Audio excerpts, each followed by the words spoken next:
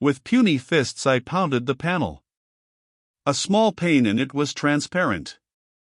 Within the lock I could see the blurred figures of Anita and her captor, and it seemed, another figure there. The lock was some 10 feet square, with a low ceiling. It glowed with a dim tube light. I strained at it with futile, silent effort.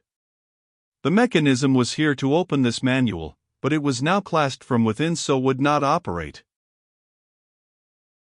A few seconds, while I stood there in a panic of confusion, raging to get in.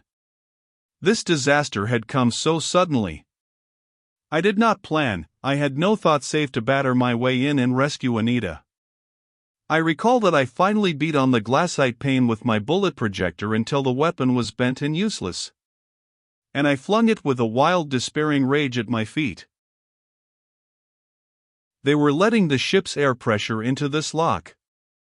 Soon they would open the inner panel, step into the secondary chamber, and in a moment more would be within the ship's hull corridor. Anita, lost to me. The outer panel suddenly opened. I had lunged against it with my shoulder, the giant figure inside slid it. It was taken by surprise. I half fell forward. Huge arms went around me. The goggled face of the helmet peered into mine. "So it is you, Haljan." I thought I recognized that little device over your helmet bracket. "And here is my little Anita, come back to me again." Miko. This was he.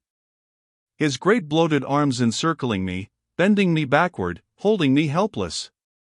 I saw over his shoulder that Anita was clutched in the grip of another helmeted figure. No giant, but tall for an Earthman, almost as tall as myself. Then the tube light in the room illumined the visor. I saw the face, recognized it. Moa! I gasped, "So, I've got you, Miko." "Got me. You're a fool to the last, Haljan. A fool to the last. But you were always a fool." I could scarcely move in his grip. My arms were pinned. As he slowly bent me backward, I wound my legs around one of his. It was as unyielding as a steel pillar. He had closed the outer panel, the air pressure in the lock was rising. I could feel it against my suit. My helmeted head was being forced backward. Miko's left arm held me. In his gloved right hand, as it came slowly up over my throat, I saw a knife blade, its naked, sharpened metal glistening blue-white in the light from overhead. I seized his wrist. But my puny strength could not hold him. The knife, against all of my efforts, came slowly down.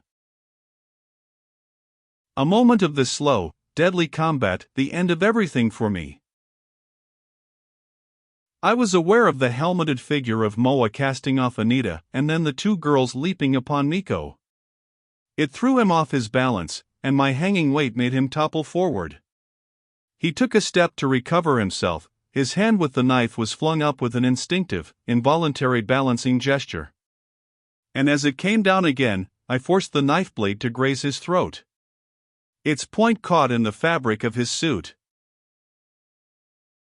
His startled oath jangled in my ears. The girls were clawing at him, we were all four scrambling, swaying. With despairing strength I twisted at his wrist. The knife went into his throat.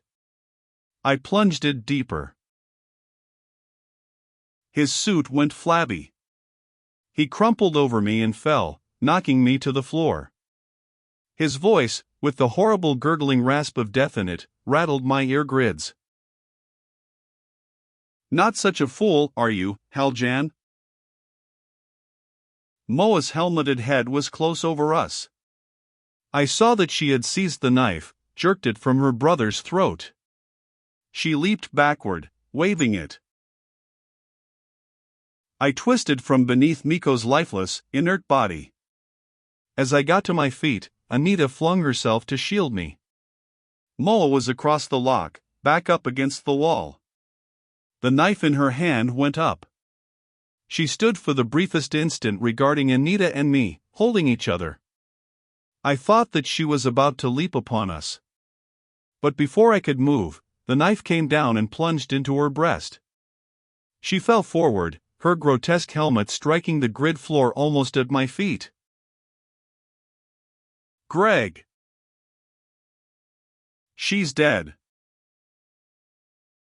No! She moved. Get her helmet off.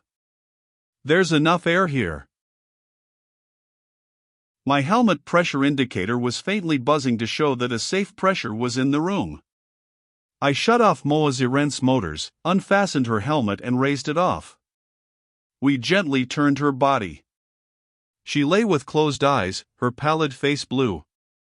With our own helmets off, we knelt over her. Oh, Greg, is she dead? No.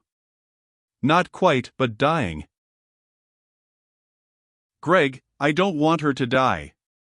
She was trying to help you there at the last. She opened her eyes. The film of death was glazing them. But she saw me, recognized me.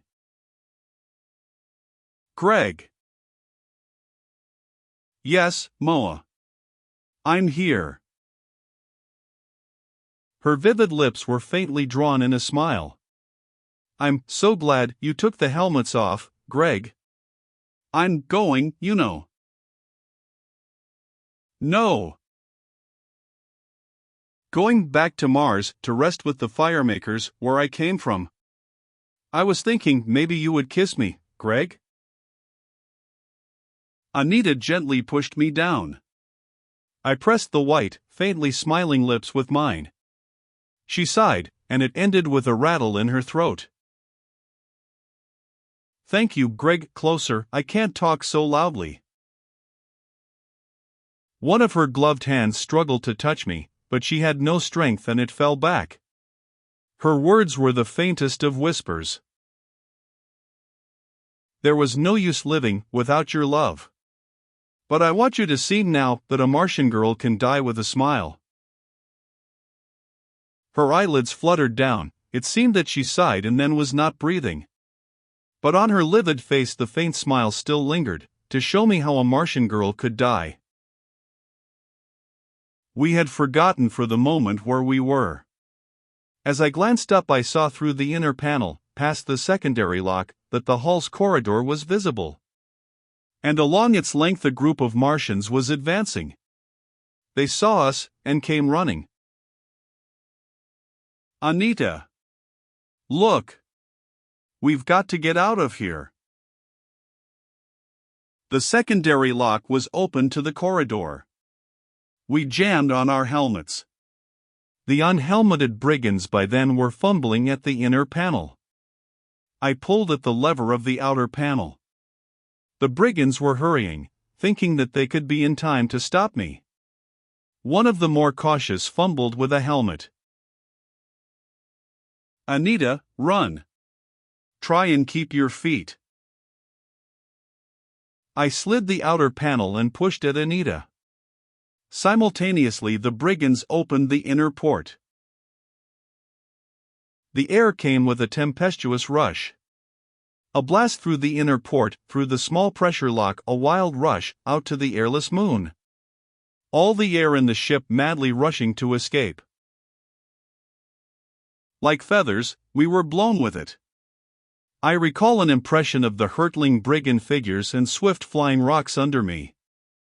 A silent crash as I struck. Then soundless, empty blackness.